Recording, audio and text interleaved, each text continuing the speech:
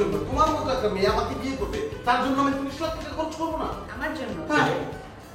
আমি প্লিজ ডিসিশনটা আমি নেই, যে মানে কত টাকা কেমন কি খরচ করা যাবে না যাবে। আপনি যে 27,000 টাকার বাজেট দিয়েছেন ওটা তো সম্ভব না, আর আপনি এটাও সম্ভব না। তো আমি মানে মিনিমাম একটা মানে মোটামুটি ঘরোয়া আয়োজনে কত টাকা খরচ করে কি করে প্রোগ্রামটা শেষ করা যায় একটু আমি নাকি করবো। কিন্তু ওই শাড়ি কিন্তু 2,70,000 টাকা, একটা টাকা কমালে কিন্তু একদম খবর। জানু ভাই আমার সাথে একটু বসবেন না? নুসরাত, শাড়ি কিন্তু 2,70,000 টাকা।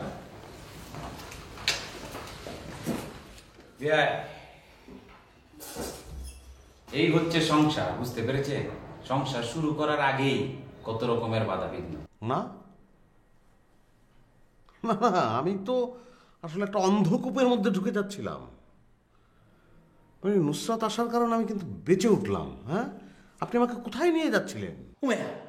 আপনি তো উল্টে যেতেছেন না বেয়া। একটু আগে আপনি আমাকে এপ্রিসিয়েট করলেন, ভালো ভালো কথা বললেন খুব ভালো বাজেট হয়েছে, খুব ভালো বিয়ে হবে। উল্টে নিয়ে যাওয়ার কি আছে? উল্টে যাওয়ার কি আছে?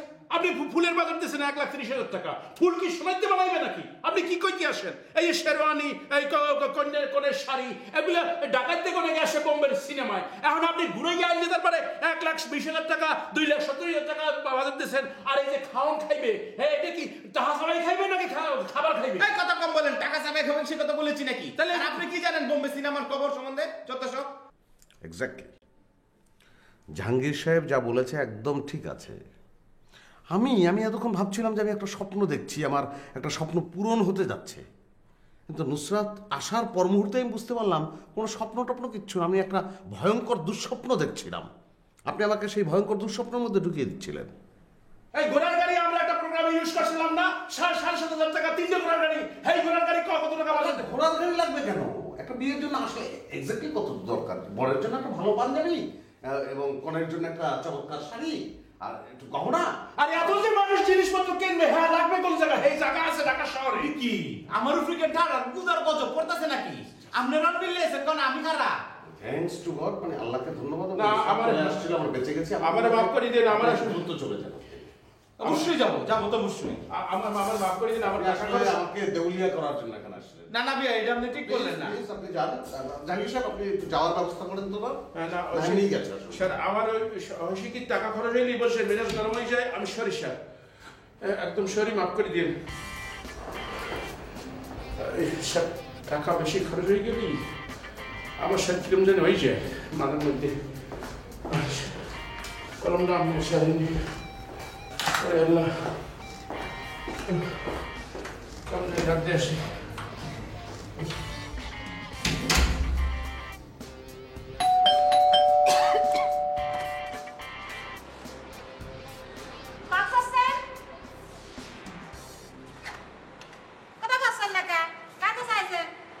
ফজু ম্যাডাম পড়াইছে। ফজু খালা বানাইছে? কি করতে বানাইছে? আমার নাম মিন্টু।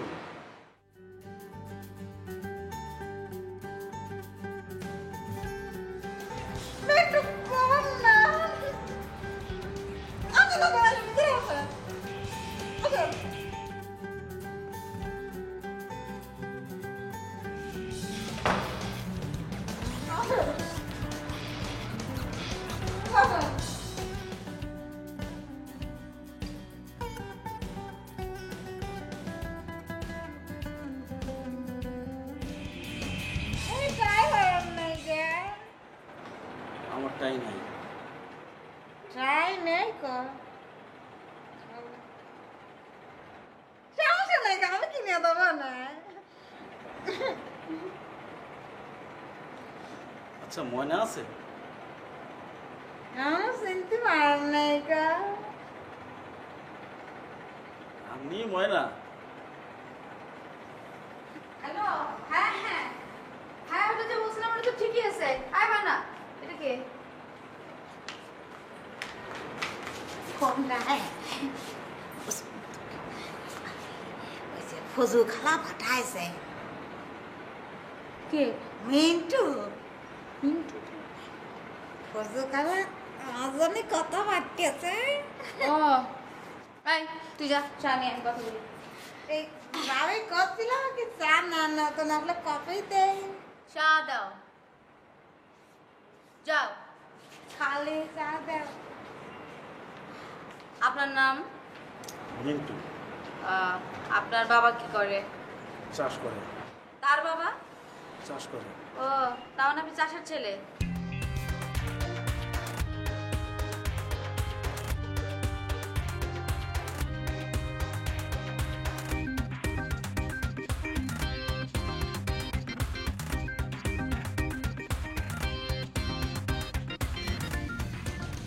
আপনাকে দেখো আমার এরকমই মনে হয়েছে।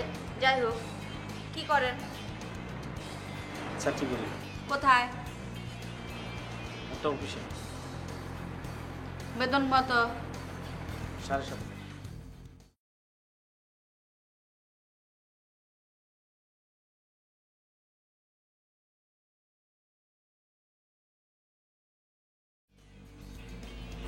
আমার বিয়েতেও যদি তুই রাজনীতি করিস রে তোর তো ছাড়িয়ে দিয়ে কথা কম না। 7,500 টাকা? মাত্র 7,500 টাকা দিয়ে যদি আপনি মানে সংসার ঢাকা শহরে চালানো সম্ভব? এটা কি কোনোদিন হয়? কি পর্যন্ত পড়াশোনা করছেন? Intermediate fail. ফেল করছেন? বাহ, খুব ভালো কাজ করছেন। চেহারা দেখে মনে হয় আপনি ফেলই করবেন।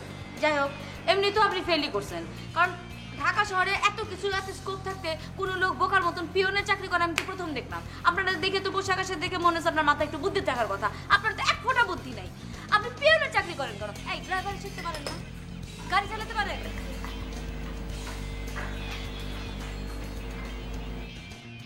কেন পারেন না? এগুলো শিখতে পারেন না? আপনি জানেন কোনটা কোন ডিমান্ডে, যে গ্রাম থেকে যারা আসে তারা শহরে এসে চিন্তা করবে কোন কাজটা করলে আমার ইনকামটা বেশি হবে, কোনটা করলে আমি আমার জীবনটাকে খুব দ্রুত উন্নতি করতে পারবো। কি কারণে পিওনে চায়ের কাপ দিতেছেন, এই দিতেছেন? ভাবি চা চা খান, খান। বাবা ডিরাইভ চপ।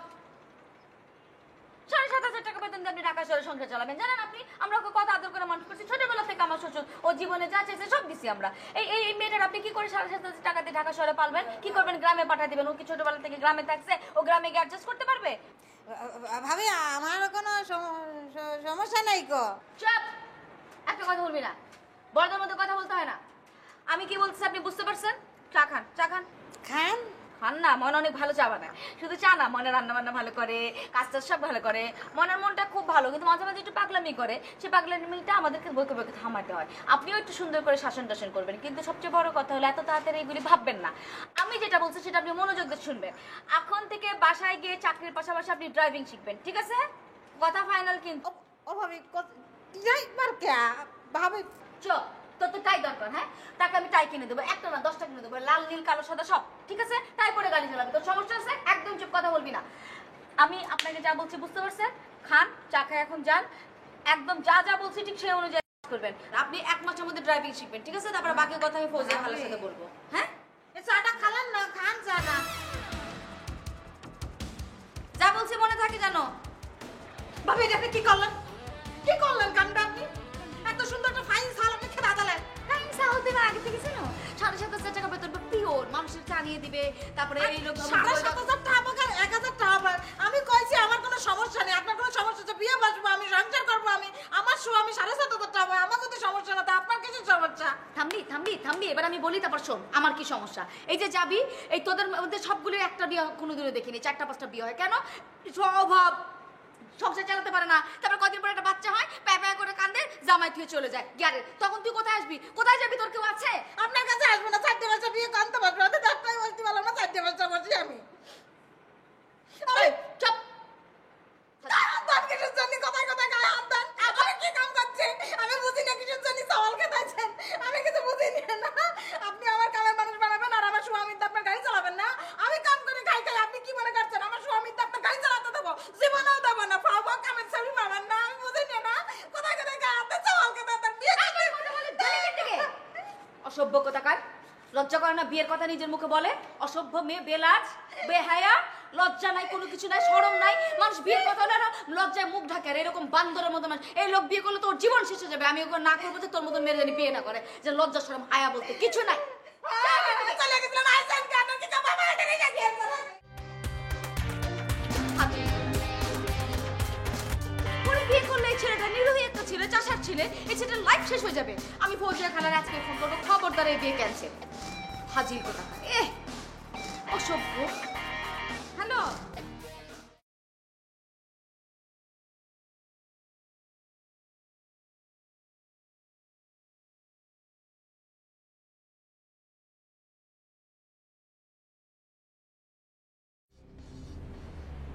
না থাক, পরে বলবো। কি বলবেন পরে? এখনই বলে যান। বলবো? বলেন। তোমার আবার খারাপ লাগবে কি না? না, খারাপ লাগবে না, আপনি বলেন। বলবো? বলেন না। কিছু মনে করিও না, এই হেসে কি তোমার রাগ হই না কিন্তু। আচ্ছা, রাগ করবো না, আপনি বলেন। আমি সিদ্ধান্ত নিয়ে ফেলাইছি ফ্যামিলি সহ বিয়ে করে ফেলাই দিয়েছি, বুঝছো? এই মাসেই এই আব্বাই মাইয়া দেখছে, মায়ও দেখছে। এখন আমার স্বামী পাঠাই দেবে, দেখে ওকে করলে এই মাসে বিয়ে হয়ে যাবে, না হলেও হাতে 2-3টে আসে মাইয়া, অসুবিধা নেই, যে কোনো একটা বিয়ে হয়ে যাবে। সিদ্ধান্ত হয়ে গেছে ফ্যামিলিগতভাবে। ভালো তো, করে ফেলেন। বা আমার কথা ফেলা উচিত না, করে ফেলেন। করে ফেলেন? যাদের যাদের পছন্দ হয় বিয়ে করে ফেলেন। করে ফেলবো? হ্যাঁ, করে ফেলেন। হ্যাঁ, তুমি কি অন্তর থেকে বলতে আসো? হ্যাঁ, আমি অন্তর থেকে বসে আপনি করে ফেলেন বিয়ে। তোমার একটু খারাপ লাগতে আসে না? হ্যাঁ? একটুও না। দেখেন বিয়েতে গিয়ে আমি কত মজা করি, তখন বুঝবেন আমার কোনো খারাপ লাগছে না। আসসালামু আলাইকুম। কেমন আছেন? আপনার সাথে কথা আসলে নুসরাত ম্যাডাম। এই কি ব্যাপার? ব্যাপারটা আসলে কিভাবে বলবো বুঝতে পারতে আসি না।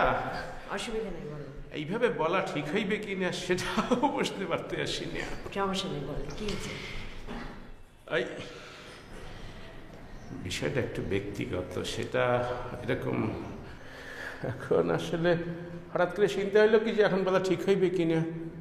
সমস্যা নেই, জাহাঙ্গীর ভাই বলেন, কি হয়েছে? মাইশার তো বিয়া। জি, মাইসার বিয়ে আমি জানি। আপনার কথা নিশ্চয়ই এটা না, অন্য কিছু।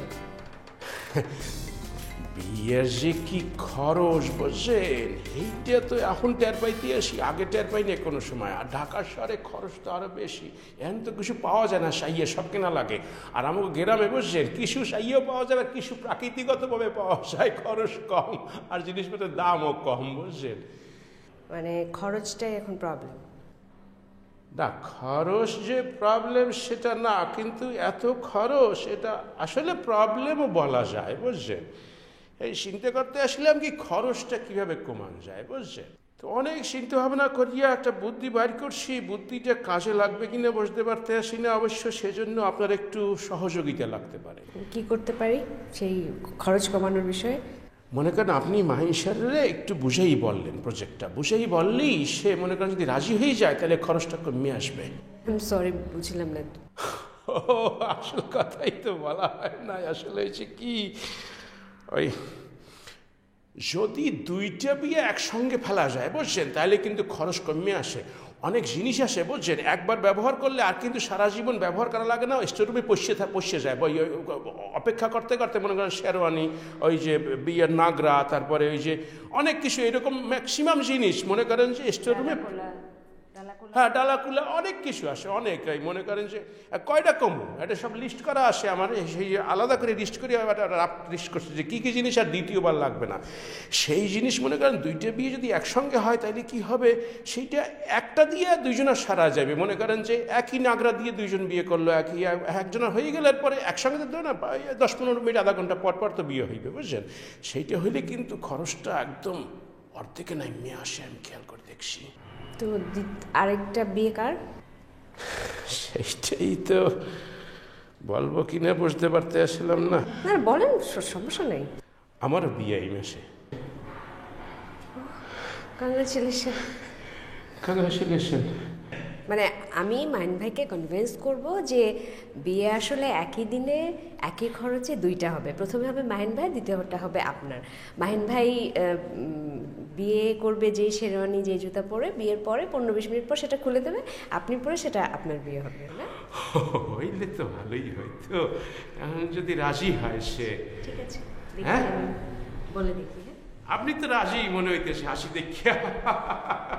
মনে হয় এই আইডিয়াটা পছন্দ হয়েছে আপনার।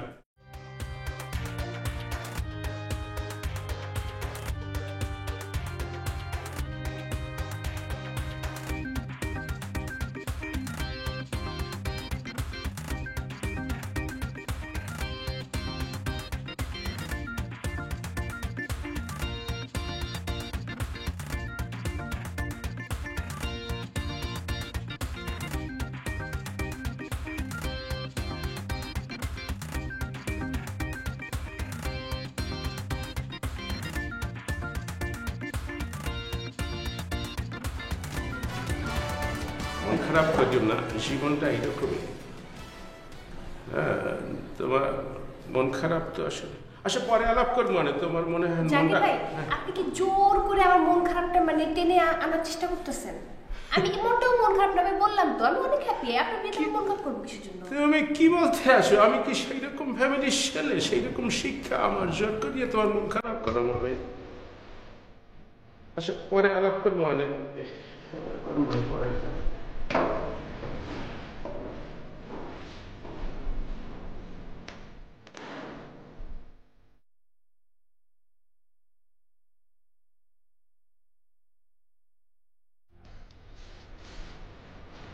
ভাবি তুমি মনে হয় আমাকে ডেকেছো।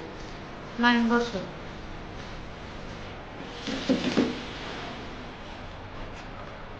হ্যাঁ বলো।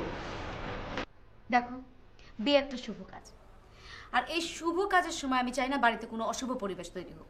আর স্পেশালি পাত্রের সাথে আমি কোনো রকম অশুভ ঘটনা বা কোনো খারাপ ব্যবহার আমার মনের ভেতর থেকে মানসিকতার মধ্যে নাই। আমি চাই যে এটা সুস্থ সুন্দরভাবে হোক। এই যে আমি যে রাগ করে বাড়ি থেকে চলে গেলাম, আমার ভাই কামাল, তুমি আমাকে বলো সে কোন দায়িত্বটা নিজে সুস্থ সুন্দরভাবে আনন্দ সহকারে উচ্ছ্বাসিত হয়ে পালন করে নেয় বলো? আর তাকে তুমি কি করলা? যাকে তুমি কদিন পরে বিয়ে করে এই বাড়িতে বউ বনে আনবা, এই নতুন বউর সামনে তাকে অপমান করলা কেন? ভাবি আমি কামাল ভাইকে কোনো অপমান করিনি। আমি তাকে একটা বাজেট প্রণয়ন করতে দিয়েছিলাম, সে বাজেটটা প্রণয়ন করেছে এবং আমার কাছে বাজেটটা আসলেই অসাধারণ মনে হয়েছে, কিন্তু সেটা কোনোভাবেই আমি অ্যাপ্লাই করতে পারবো। তুমি কি বাজেটটা শুনতে চাও? সেটা কত? কত? 30 লক্ষ টাকা মাত্র। হ্যাঁ বিয়া, এই 30 লক্ষ টাকা বাজেট আপনি তখন আমাকে খুব অ্যাপ্রিশিয়েট করেছিলেন। তখন বলেছিলেন কামাল ভাই খুব ভালো একটা বাজেট করেছেন, আপনার কথা সবাই বলবে খুব বাহ, এত সুন্দর একটা অনুষ্ঠান হয়েছে, সবাই তাক লাগিয়ে তাকিয়ে থাকবে। তখন বলেছিলেন না আপনি আমাকে? হ্যাঁ কামাল ভাই, আমি এটা আপনাকে বলেছিলাম কারণ আমার কাছে আসলেই অসাধারণ মনে হয়েছিল বাজেটটা, এখনো মনে হচ্ছে। কিন্তু একটু পরেই আমি বুঝে ফেলেছি যে আসলে এই বাজেটটা আমি কোনো কাজে লাগাতে পারবো না, আমার পক্ষে সম্ভব না। এই আর ভালো কথা, আপনার পক্ষে সম্ভব না সেটা ভালো কথা। তাই বলে তো আপনি নতুন বউর সামনে আমাকে অপমান করতে পারেন না, আমাকে যা ইচ্ছে তাই বলতে পারেন না। আপনি কেন অপমানিত বোধ করছেন আমি কিন্তু এটা বুঝতে পারছি না কামাল ভাই।